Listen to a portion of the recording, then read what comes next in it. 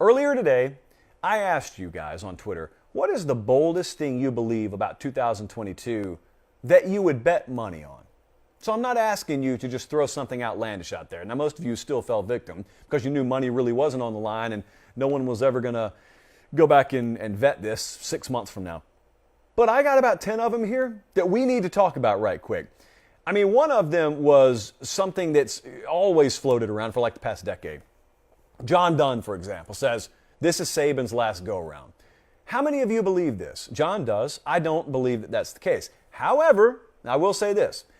If Nick Saban were to have a year this year that was like 2020, where it's just one of the best teams he's ever coached and there's a storybook ending and you just look at it and you say, man, it can't get much better than that, and he's a little more fed up with NIL and transfer portal than we know, I guess there's this 5%, 10% chance, since he's been doing it as long as he has, I guess there's a small chance, a small window, but that's not something I see happening.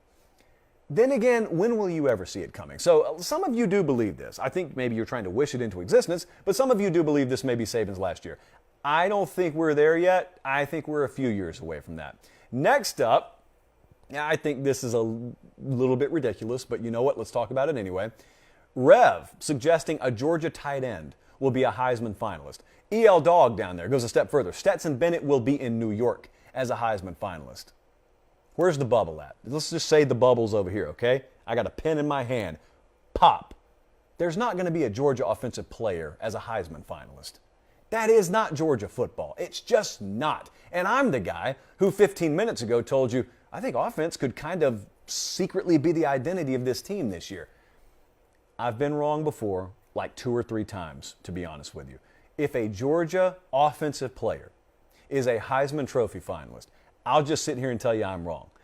I don't think that's going to be the case. I think they'll be as good an offensive product this year as they've been under Kirby Smart. So I'm not hating on the offense. I'm just saying, do you know how good you have to be a Heisman Trophy finalist offensively? And then I'm going to leave it there because I want to be nice to my home state. Moving on. Let's stay in the SEC East and let's just talk about what Jim suggested. Jim, I'm telling you, I don't think you believe this, but you said it, and so I'm going to repeat it. Gamecocks win the SEC East. If you said they win 9 games, that'd be different. And I would challenge you on it because I think they're maybe more in the 8-win range, but you said win the East. And there's a lot of stuff that has to happen for them to win the East. Namely, they got to be better than Georgia. Now, they got Georgia coming to town early, and a lot of folks have that game circled in Columbia. They got them in Columbia week 3. Okay, let's say that goes your way. You still got to have Georgia. I mean, let's just say Georgia runs the table the rest of the way. You still got to make sure you don't lose more than 1 conference game. You've got at Kentucky, you got Texas A&M coming in there, you got Missouri, you go to Florida late in the year, you got Tennessee late in the year. I'm just saying it's a tall, tall task. But if it were to happen, and I would say crazier things have happened, I would be here because this is all going in the can. It's all going on the YouTube channel. It'll be there in December. But if South Carolina wins the East, it would be one of the more surprising things, or maybe the most surprising thing on this list. Trending the right direction, no doubt about that. But I still think we're a little ways away from that headline. Next up, yeah, I think this is bold so far. Spurhorn, Texas going to have the #1 scoring offense in the country next year. I don't think this is out of the realm of possibility. What were they, Jesse? They were top 10, I think we said this past year. And so they were up there in a lot of the critical metrics. They were up there offensively last year, and that's before we brought Quinn Ewers in the building. And we just, within the last hour, we've added the likes of Ajay Hall at wide receiver. They got one of my favorite playmakers in the country, in Xavier Worthy. I mean, we've been talking about him since the day he stepped on campus. Texas #1 scoring offense. Now, it's hard to do. So let's safely say still a bold top 3. I think that's one of the least bold, out of the bold proclamations that were made today. Texas could absolutely end up locking down the #1 scoring offense. Now, the follow-up is, how much of that is out of necessity because they find themselves still having to score 35 or 40 to win, which is a defensive question, or a defensive question. Really emphasize the D on this show, immunity. Moving on here. This one's a little juicy. This one is crazy on the surface, But then the more you just sit back in your chair and think about it, the more you find yourself going, well, wait a second. Okay, so if you're listening on podcast, here's what it says. This is from Thomas J.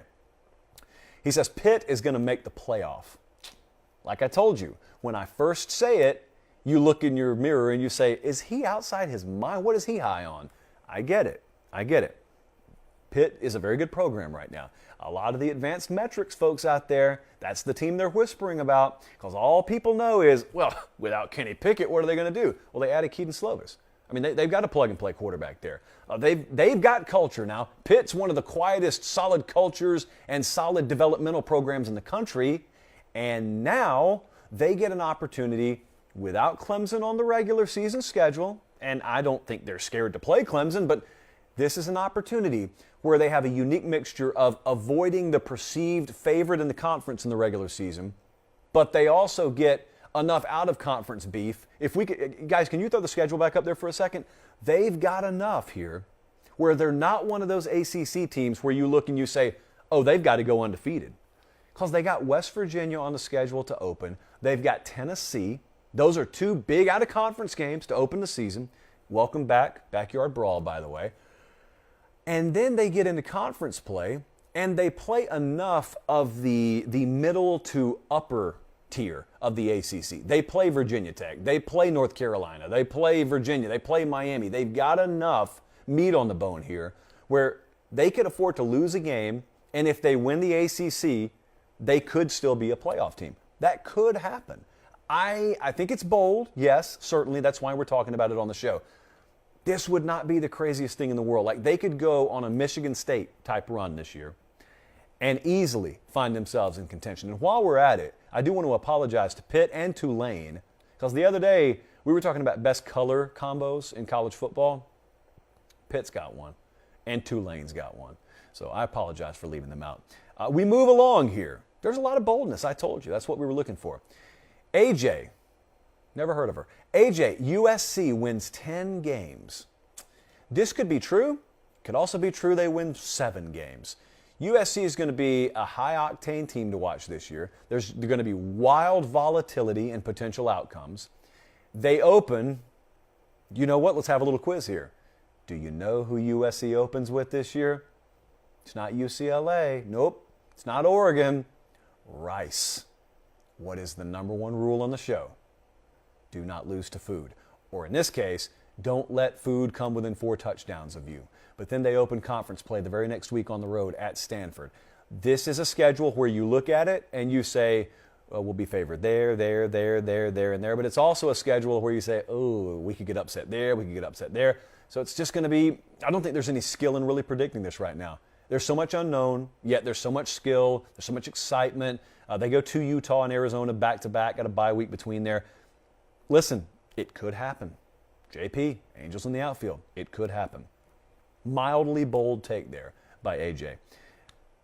This one I disagree with, but it's not the ACC one. Yeah, so let's do the ACC one. Let's leave this up.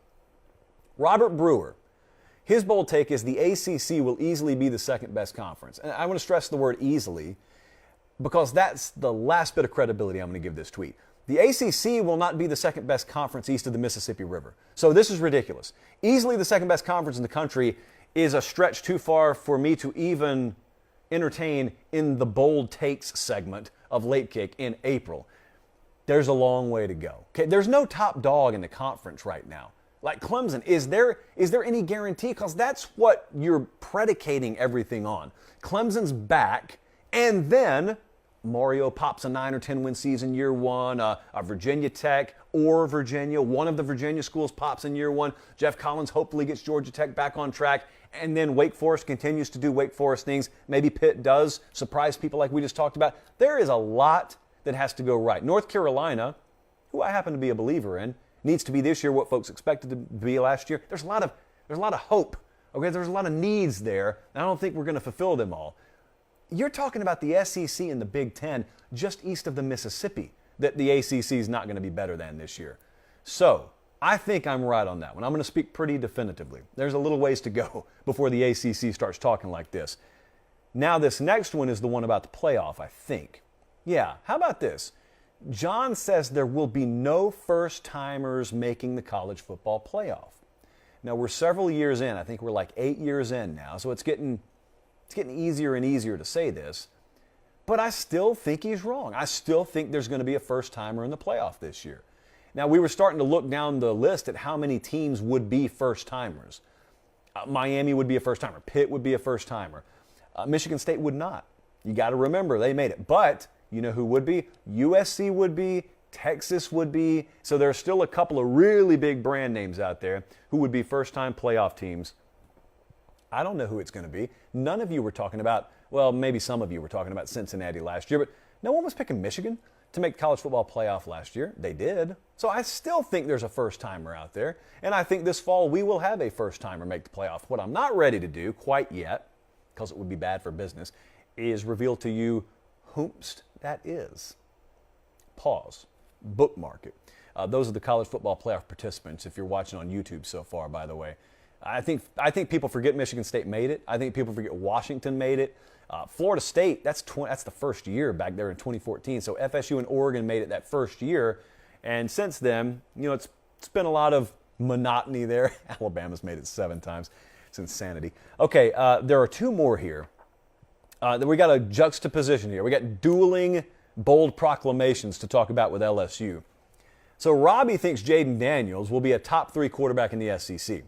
Cooper Pategna, who I'm told has darkened the door of LSU a time or two down there, he's talking about an over-under of starting quarterbacks at LSU being 2.5. So there's one guy who just so happens to be employed here who thinks there's going to be a lot of twists and turns in the LSU quarterback situation. And then we got one guy thinking Jaden Daniels is going to lock that thing down to the point where he's a top 3 quarterback in the SEC. I, in classical fence-riding fashion, will choose to place my prediction somewhere in the middle. You know what? I'm a little bit closer to Cooper, actually.